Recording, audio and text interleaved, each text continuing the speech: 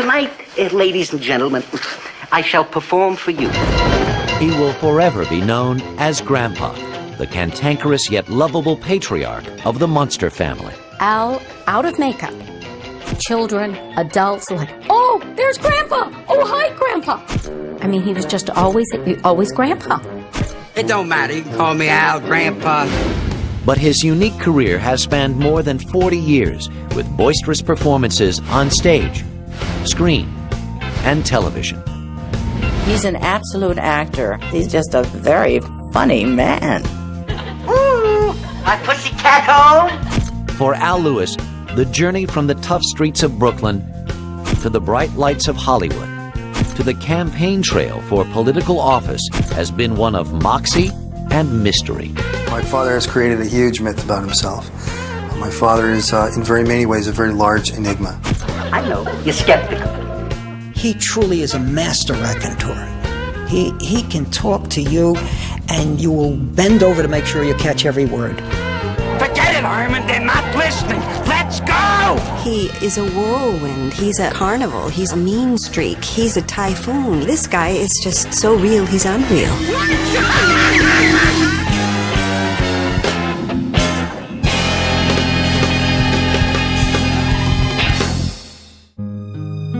As America entered the 20th century, thousands of immigrants poured through the gates of New York's Ellis Island in search of freedom and prosperity. In 1913, a 16-year-old Russian, Ida Nidal, landed in Manhattan's oppressive garment district, where women squeezed into overcrowded warehouses to sew dresses that earned them only pennies per piece. She worked in a sweatshop. The women were working with their heads down. There were Italian and Jewish women in those days, and she worked bent over. The sweat was coming down. She got 5 cents every dress that she finished. She was called a finisher. When Ida met Alexander Meister, a Russian-born sign painter, the two fell in love and married in 1922. The following year, on April 30th, 1923, a son, Albert, was born, and the family settled into Brownsville, a bustling Jewish ghetto in Brooklyn. Over the next few years, Albert's family grew with the addition of 2 brothers, Philip and Henry. But in 1929, the 6-year-old's world was shattered when his father died in a fall from a painter's scaffold. Grieving over their loss and plunged even further into poverty by the Great Depression, the Meisters struggled just to keep food on the table. We had one uncle, and he was fortunate enough to get a job as a baker. I want to tell you, if anybody questions how good day-old bread can be, he would come home, bring that day-old bread home, and 3 families would all share on that day-old bread. That's how things went. That's how hard things were. But Ida was determined that her sons set their sights beyond Brownsville. When chronic ear infections forced Albert to stay home from school, she urged him to keep up with his studies. The curious youngster began to read obsessively, devouring the daily newspapers and frequenting the local library. My mother taught us, you get the most out of yourself. You go higher. The old Yiddish-German expression, Hecha, higher. If you accomplished a little, you could accomplish more. As he overcame his sickliness, Al hit a growth spurt and soon took over as man of the house. He was a kid of the neighborhood who basically at 12 walked and talked like a man of 35. He was very solemn. He was studious. Al was what we called the Alte, and that's an expression. It is a Yiddish-German expression, meaning the old one. We always viewed him as the old one. The bookish adolescent adopted a brash demeanor, smoking cheap cigars and wearing adult suits. Able to pass himself off as a young man, Al worked odd jobs to help pay the monthly rent of $26. He was charismatic as a young person. Al went out and he broke his rear. And whatever he would earn, he would come in and it would be right on that table. But the teenager's sense of responsibility extended beyond his immediate family. Several years earlier, his mother had joined the Garment Workers Union in their struggle for better working conditions. Inspired by her example, Al too became an activist, fighting back when his neighbors were evicted from their homes. The city marshals, they would throw people out of their apartments when people, of course, couldn't pay their rent. Al would go back to the apartments with his friends and crowbar open the doors and move people back in, literally pick their furniture up off the street and put them back in. More stimulated by the streets than the classroom, the self-taught 16-year-old left high school in his junior year. He sought work wherever he could find it, even as a roustabout under the big top. He would disappear for months on end. He went, so to speak, where his calling was or where work was. He would just go off. Later on, I found out he had gone to work in a circus.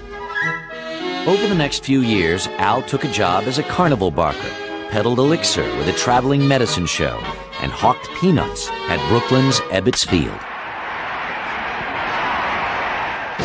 By 1942, America had entered the Second World War, and patriotic young men rushed to enlist. Al did his part by signing up with the Merchant Marines. When peace was declared, the 22-year-old returned from his travels and recounted thrilling tales of his ship being torpedoed and nearly drowning at sea. With no clear plans for the future, he took a job at a resort hotel in upstate New York. He was a waiter in the Catskill Mountains in New York, and as tradition, the service staff would put on a play at the end of the summer. Everybody liked it, they applauded, and these are almost his exact words. Once I got that round of applause, I said, this is what I want to do for the rest of my life. Having discovered that his larger-than-life persona made him a natural actor, Al returned to New York, excited to try his hand on the stage. The 26-year-old enrolled in Paul Mann's acting studio and adopted a new name, Al Lewis. He took the name Lewis from a Broadway actor. At that time, everyone was trying to hide from their ethnicity. Meister was a little too ethnic. To pay for the classes he shared with up-and-coming stars like Vic Morrow and Sidney Poitier, the young man took on a variety of jobs, from store detective to plumber's assistant to working with disabled children. But Lewis's enthusiasm for acting was overshadowed by the news that his indomitable mother, Ida, was stricken with cancer. He was devastated when she died in 1950 and became more determined than ever to live up to her high ideals. After several years honing his craft in acting school, Al Lewis pushed his way into the office of director Jose Quintero at New York's premier off-Broadway theater, The Circle in the Square. Jose Quintero's a giant in the theater. He willed himself, my dad, into that role, but chutzpah, moxie, whatever you want to call it, forced him into saying to this giant, I'm as good as anyone. I belong here. Lewis walked out of the theater with the role of Pat McGloin in Eugene O'Neill's The Iceman Cometh, starring Jason Robards Jr. The barroom drama opened in 1956 to outstanding reviews. Al's success stunned everyone, including a childhood friend, Marge Domowitz, who was delighted to discover her former neighbor in New York's hottest show. She had just come back from 2.5 to 3 year stint working for the United Nations overseas. She was wise beyond her years. She was at 21, effectively a world traveler, which is tremendous. Certain that Marge was the woman for him, Lewis demanded her hand in marriage. On their 19th date, Marge agreed, and the two were wed on November 1st. When their son David was born 2 years later, the family settled into an apartment filled with books and literally crawling with pet reptiles, Al's latest hobby. And as his family grew, so did his career. The actor began landing guest spots on such television programs as The United States Steel Hour, The Phil Silvers Show, and Route 66. I don't care what you say. That kid ain't no psycho. He had more brains, more chutzpah, more moxie than any guy who ever bellied up to this plank. And that's saying something, mister. Now look, it's past closing Now time. try to get this through that thick skull of yours, will you? He's in danger. And you're a cop. All right, let's try it again. Where is he? I told you, he took off. Where? I told you, with Red. And you don't know where she lives? That's what I said. You're a liar. And you're a cop. Al's success in television, however, didn't stand in the way of his stage career. After appearing in several short-run Broadway productions, Lewis hit pay dirt in 1961 with the smash musical Do Re Mi, in which he played a gangster opposite Phil Silvers and Nancy Walker.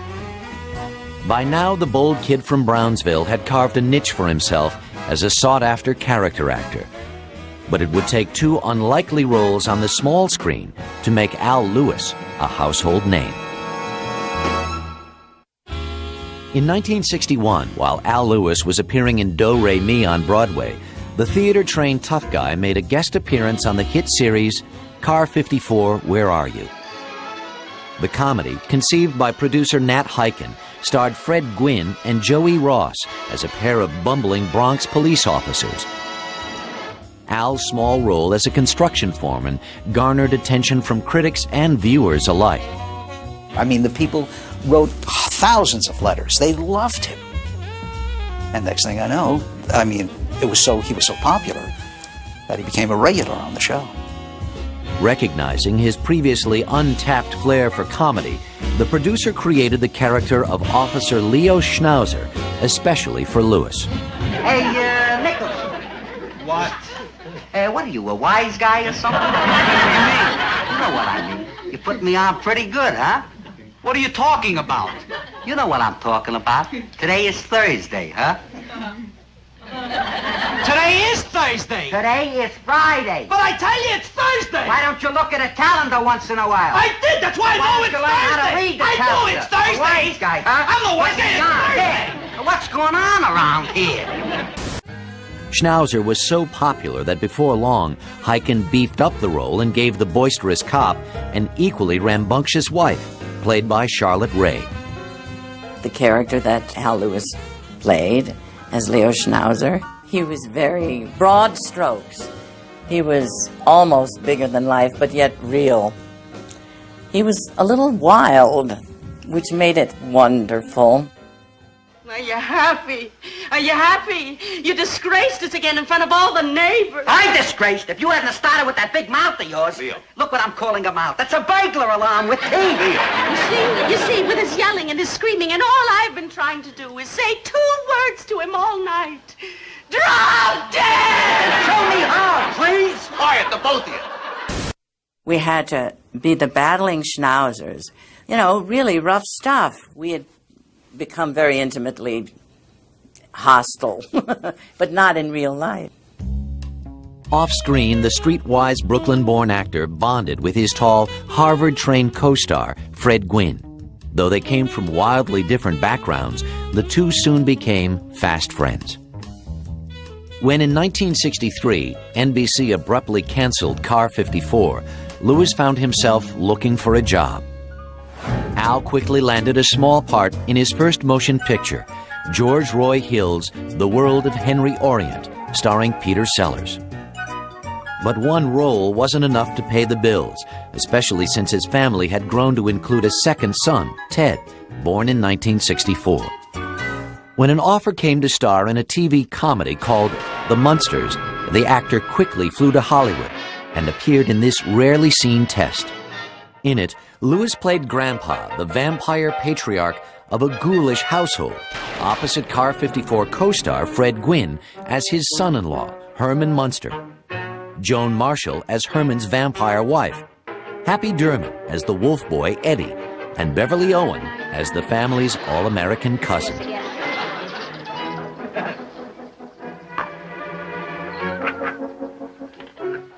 Unsatisfied with the outcome, Universal reshot the pilot in more traditional black and white, with new cast members Yvonne DiCarlo and Butch Patrick. Ants, baldness, communists, crabgrass. Crabgrass potion. Oh, that stuff makes a wonderful crabgrass. On September 24th, 1964, The Munsters premiered on CBS. The same month also saw the debut of such escapist fare as Bewitched, and rival monster program, The Addams Family. I like to call it like an escapism, and these kind of shows that had no basis in real reality were very popular because they were, they were simple, they were warm, they were non-threatening, there was no real violence. The Munsters was an immediate hit and remained unaffected by the mid-season recasting of Marilyn with actress Pat Priest. Audiences loved Grandpa, who attempted to solve his family's problems with concoctions, potions, and spells. Unfortunately, the cantankerous sorcerer often forgot the proper recipe.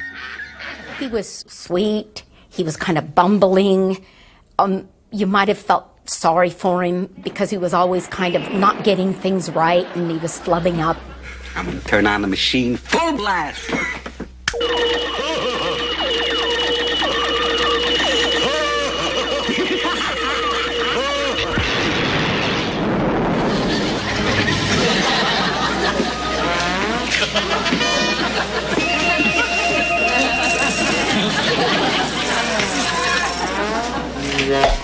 But it was Al's acerbic Brooklyn edge that gave the 378-year-old vampire his bite. Now, Lily, it's not as bad as Grandpa's making out. Not as bad as Grandpa's making it out. It couldn't be worse. You ruined Eddie's car. You ruined the birthday. I don't want to discuss it. As a matter of fact, I'm not even going to talk about it. Herman, get out of this house. Leave this house at once. He pretty much is, he is Grandpa. When we were rehearsed and read on Monday and Tuesday, and when he was in makeup Wednesday and Thursday and Friday, there was no difference. And that's why that character was so good, because he was playing himself. The series also benefited from the chemistry Lewis shared with his co-star, Fred Gwynne. I consider some of the moments that they've done in some of the episodes as being some of the most classic TV scenes ever done. They just had a real rapport, and they worked well with each other, and they really were up there, as far as comedic teams with, Laurel and Hardy, Abbott and Costello, you name it. Sorry, but the paper was on my side of the line. It wasn't. It happened to be lying right in the middle of the white line. Did you say right in the middle of the line? It's exactly what I said, right in the middle of the white line.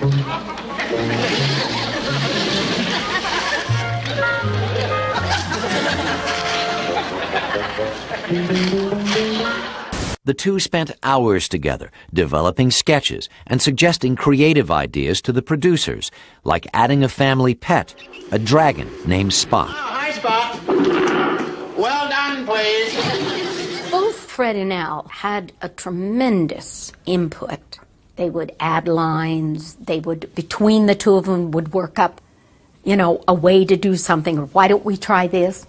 When they were showing me around Universal in their costume, I could see that they were deeply loyal, really genuine buddies. It was a lovely thing to see. Fred became one of his closest, dearest lifelong friends. Families were close. It was early enough in their careers that I don't think any egos were involved, and they learned with each other. By the age of 42, the actor had succeeded beyond his wildest dreams. In Grandpa Munster, he had found a role perfectly suited to his larger-than-life personality. But how long would audiences remain under the spell of TV's mischievous mad scientist? Al Lewis was about to find out. By the fall of 1965, Al Lewis's face was one of the most recognizable in America. Grandpa Munster was plastered on hundreds of items, ranging from paint sets to lunchboxes to hand puppets. How popular was the Munsters? Munster cars, Munster coaches, models. Somebody even tried to come up with a Munster coach-style bicycle. With the popularity of the show surging, Al soon found his off-screen hours filled with promotional appearances. There's Al Lewis of the Munsters and Rita Lee. Somebody told me you live in a zoo. Now, you have a hobby. Now, what is it? Like reptiles and amphibians. Snakes, turtles, tortoises. Do you mind if we have our picture taken? The actor's success allowed him to move his family to suburban Sherman Oaks, California, and within months, the Lewises welcomed a third son, Paul. Living so close to the studio, Al frequently enjoyed bringing his older boys to work with him. My dad, he would take me to the set and I would be King David. You know, I get to sit in a big, tall chair, and people bring me stuff all day long. Now, I would recommend every child in America should have that experience. Be king for a day. I loved it. Lewis hit his stride as the hit series continued into its second season and cheerfully endured 14-hour days, which started with 2 hours in the makeup chair. But he became frustrated as the show's writers began recycling old routines and worn-out gags. The show for a while ran on its just the uniqueness and the novelty act that it was. After a while, there's only so many times you can go to the well of these type of jokes that we'd already done twice. In the spring of 1966, CBS decided to cancel the Munsters after only 2 seasons. But before Al was able to hang up his cape, Grandpa was called upon for one more performance. Universal decided to put the creepy family on the big screen in a Technicolor motion picture entitled Munster Go Home. Herman Munster inherits a fortune and a castle full of homicidal relatives. This is the secret of Munster Hall. Call the police. Right. Get the FBI. Will do. Call Scotland Yard. Right now. Phone Batman. I got it. Car 54, where are you? It's frightfully funny. Despite its extensive promotion, Munster Go Home was a disappointment at the box office, leaving the 43-year-old actor out of work and with almost no income. That summer, Al's life took another turn for the worse when he received a frightening phone call from Florida, where his wife and children were vacationing. My mom, my Aunt Marion, her 3 sons, and my mom's 3 sons are driving on a highway. Head-on collision. Everyone's injured. My mom and I the worst. My dad came immediately to Miami and was with us 24/7. 24/7. The life that was changed was my mom's and my father's as well. It was an accident for him, too. You know, my mom was this stunning, kind of picture book, beautiful, deep, kind of beauty, and then is involved in this really horrendous, disfiguring car accident. Her body, her face was smashed, her limbs were broken, she lost an eye, and my father and her, they had to make some sort of life change. And they did, in their personal relationship with one another, in their ability to support each other and care for each other and endure each other.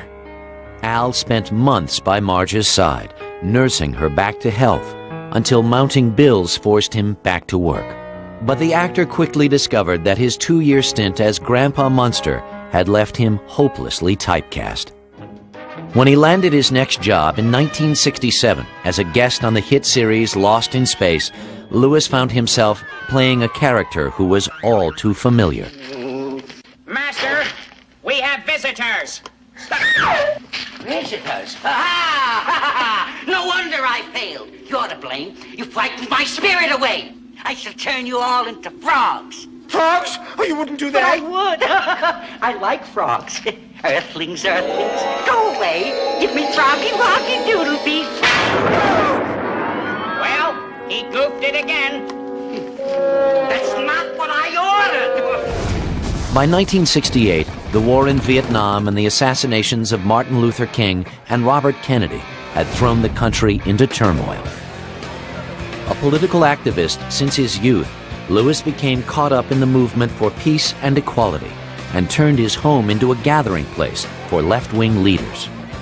We had meetings in our house. People would come by, Stokely Carmichael, Dick Gregory, Ron Kovacs.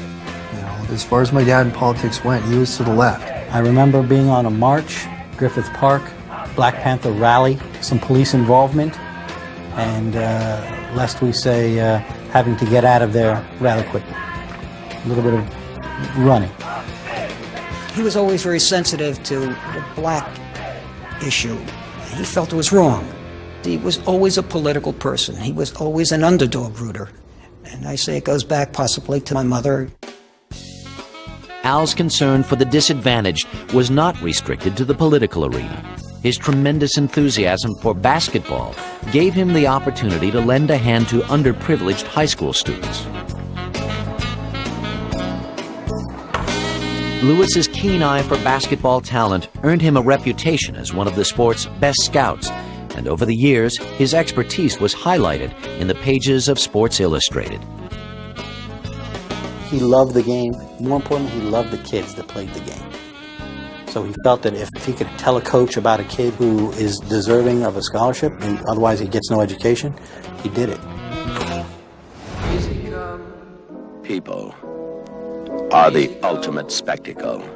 And now you're going to see it, Yowza, the Derby! In 1969, Al's career received a boost when he landed a small role opposite Jane Fonda in Sidney Pollack's high-profile film, They Shoot Horses, Don't They? He was cast as Gig Young's henchman in the story of a dance marathon set in the 1930s. My father's role is sort of marginal in terms of screen time, but he manages to really exude a kind of menace that is just a perfect expression of the character that he's playing. The film was a critical and box office success, but it didn't improve the actor's luck in securing other dramatic parts. Al Lewis was determined that his long career would not be overshadowed by his performance as Grandpa Munster. But vampires never die, and the 46-year-old actor's eerie alter ego threatened to haunt him forever. By 1970, 47-year-old Al Lewis was out of work and unsure whether to embrace or reject his most famous creation, that of Grandpa Munster. After the Munsters was career-wise pretty tough for my pop. He stopped resisting being Grandpa Munster, only because he was difficult to get other roles. And then that's when he started to take some of the personal appearances. Reluctantly returning to his Munster's character, Lewis performed for a much smaller audience. He would do personal appearances. One of my favorite places was Universal Studios. When they first were starting at an attractive theme park, he did that for 2 summers. And that was a lot of fun for me. And I think it was a lot of fun for him. Throughout the early 1970s, Al accepted bit parts in such films as The Boatniks and They Might Be Giants with George C. Scott. He also spent months on the road appearing in regional theater productions in cities across the U.S. And while distance put a strain on Lewis's marriage, Al remained a devoted father, determined to be a part of his sons' lives. He traveled a lot when we were young. We would get these gigantic care packages with the oddest, goofiest things, games, toys, t-shirts, from wherever he was. He let us know that we're number one. When Al was at home, his relationship with Marge deteriorated even further. Anxious over his declining career, he directed his pent-up anger at his wife, and arguments between the two intensified. In 1976, after 20 years together, the Lewises separated. There was a lot of arguing. There was a lot of fighting. It was tough. It was tough for my mom, and it was very tough for my dad, too. They loved each other, and yet they could not live together after a certain point. Devastated, Al attempted to reconcile with Marge, but tempers continued to flare. Their divorce became final the following year. At an all-time low and desperate for money, he took work wherever he could find it. He took a lot of kinds of jobs. After a while, in 74, 5, 6, he was a mortgage broker. Then that collapsed. But he always wanted to be an actor. In 1979, Lewis's fortunes changed when he was cast in the play California Suite, co-starring Karen Ingenthron. Al was flown into New York to rehearse the show, and the director asked me, if I knew Al Lewis, and I didn't. I just took him as another actor. It doesn't last very long with that man. For me, it was love at first sight. During the tour, the relationship between Al and Karen deepened, and the couple became inseparable. She's one of his biggest fans and biggest supporters. Karen was very, very good for my dad. She allows him to be Al Lewis, the larger-than-life person that he is. This court is now in session. In 1980, Al's career gained momentum when he was cast as Hanging Judge Harrison in the feature Used Cars, starring Kurt Russell. Your Honor, if it please the court, I can produce a number of witnesses who will testify to the fact that she is lying. That she has, in fact, only 25 cars on her lot at this time. Why don't you see for yourself, Judge? Order! Order! Miss Fuchs, I'm going to release you on your own recognizance. Court will reconvene at 2:45 p.m. at the New Deal used car lot, where I am going to settle this matter once and for all. But Lewis was unable to escape the ghosts of his past. The following year, the 58-year-old was asked to reprise his role as Grandpa in the television movie Munster's Revenge. He did not want to go back and do the Munster Revenge because he didn't like the script. They didn't want to rewrite the script, so they gave him a ton of money, and he did it. Re-teamed with Fred Gwynne, Lewis was thrilled to discover their chemistry still worked, though the material paled in comparison to the original show. Grandpa, so which one am I, Estelle or Marie? What difference does it make? He called for both of us. How do I look? No. Are my seams straight? They are. Unfortunately, your legs are crooked. In 1984, Al and Karen returned to New York, and the couple soon decided to make their union official. Al gave me a ring and said that he wanted to be married to me, and that was it. We had a civil service in the courtroom. His arrival in the Big Apple also brought Lewis opportunities that would take his life in a new direction. I was working in the theater, and he was sort of making the rounds, and he met a man who was interested in creating a restaurant, and it was a match. As a partner in a restaurant called Grandpa's, the energetic 61-year-old took on the role of maitre d' and spokesperson.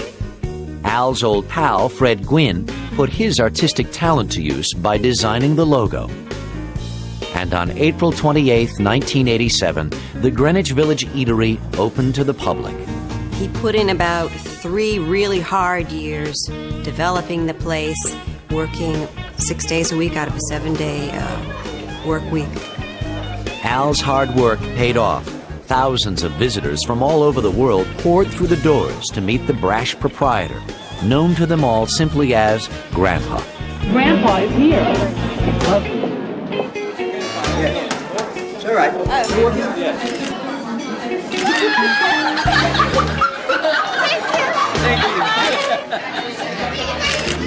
How are you? With the huge success of the restaurant, Grandpa was once again a marketable commodity. There was Grandpa's Comedy Club, Grandpa's Home-Style Pasta, and Grandpa's Silly Scaries, a line of children's videos. But Lewis wasn't about to give up acting. In 1988, he accepted a small part in the comedy Married to the Mob, starring Michelle Pfeiffer. We went around the corner to this movie, Married to the Mob. Had no idea that my dad was in it. And suddenly, oh, what? There's my dad. The audience erupts. Grandpa, Grandpa. It was unbelievable. It was just pandemonium. It seemed as though Lewis was everywhere, and his frequent guest appearances on the Howard Stern radio show helped to keep him in the public eye. But nothing gained the 64-year-old more attention than his on-air appearance at Stern's FCC protest rally. Because we all have a purpose of being here.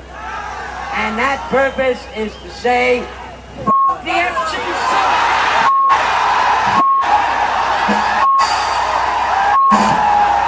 All right, Grandpa, get out of here. By now, Al's identification with his alter ego, Grandpa Munster, had become a way of life, which unfortunately put a strain on his relationship with Fred Gwynne, who was determined to escape his Munster past. But in 1993, when Gwynne was diagnosed with terminal cancer, the two shared a brief but meaningful reconciliation. The type of cancer that Fred had, pancreatic cancer, like a bullet, fast, very, very tough. A chapter of my dad's life had died. While still mourning the loss of his friend, Al was approached by filmmaker Charles Dumas to star in a short film about racism. The Garden is the profound story of a Holocaust survivor befriending an out-of-work black history professor. He was invited to do it because Charles Dumas knew him and because they both wanted to create this kind of film. People use it for teaching. From time to time it's shown at a festival. It's a very, very special film. I told you, Abel, this is all your fault. My fault. My fault.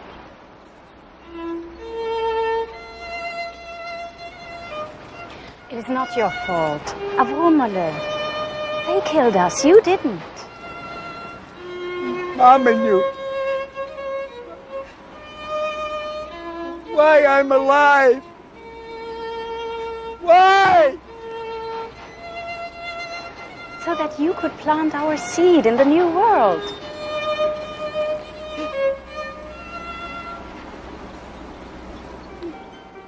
Soon after completing the garden, the 70-year-old grew tired of the nightly grind at Grandpa's and decided to quit. Within months, the establishment closed its doors forever.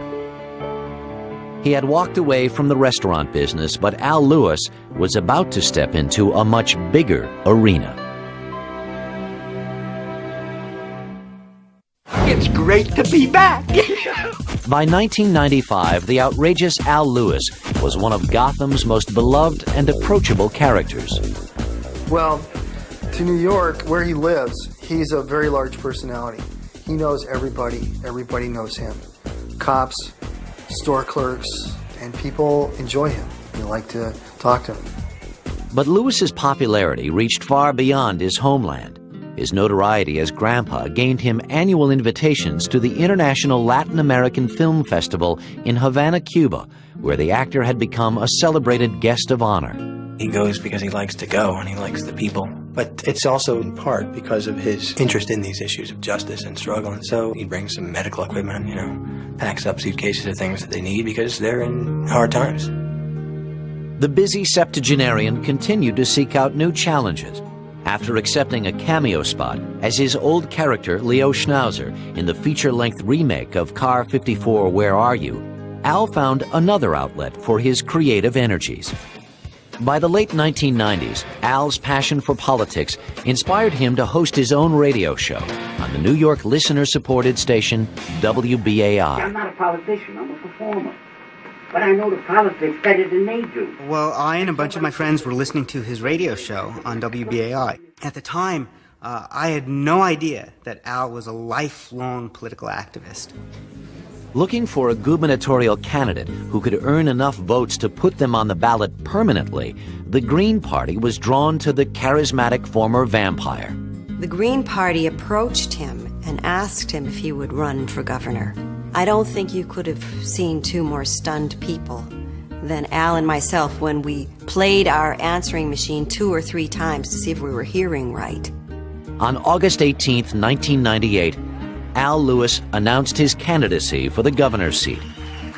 Without a campaign fund, he canvassed the state, visiting cities small and large. Before us, everybody here, I don't care what you think of him, owes it to Malcolm X. He would go take trains, buses, to Rome, New York, Syracuse, little bars, meet with 15 people, hear what they had to say.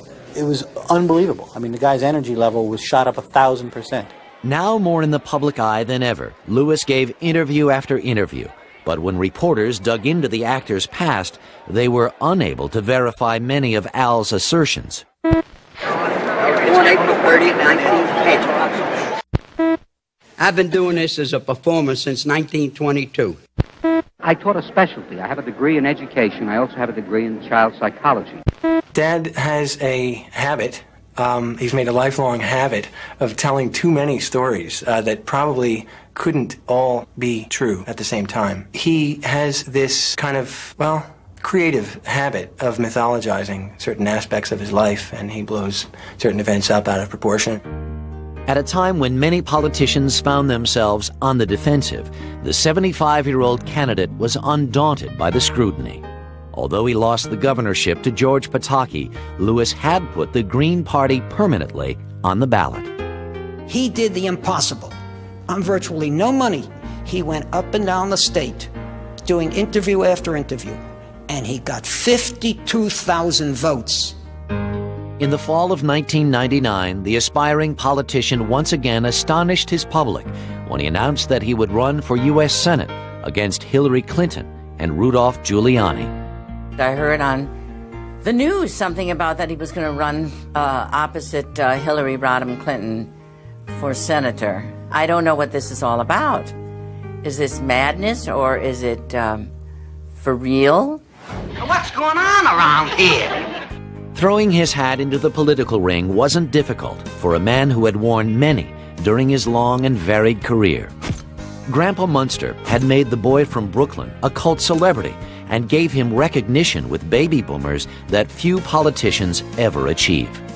By the year 2000, the Munsters had been on the air continuously since its debut, and a host of merchandise still flooded the markets. He's so well known. Al's Broadway shows. And that doesn't matter. It's how many millions of people he reached doing Grandpa. Well, that's as much as I can do. After a lifetime in the public eye, Al Lewis had never tired of combining show business, politics, and a genuine concern for the people around him. He does have a flair for being the cranky old guy, and he's really not. I mean, he's really a sweet guy. He's rough, man. He is tough. He has that ability to make you feel on the defensive all the time. But he does it in a way where it's love all the way. It's like he's a natural disaster. He comes through like a tornado, and you're never the same.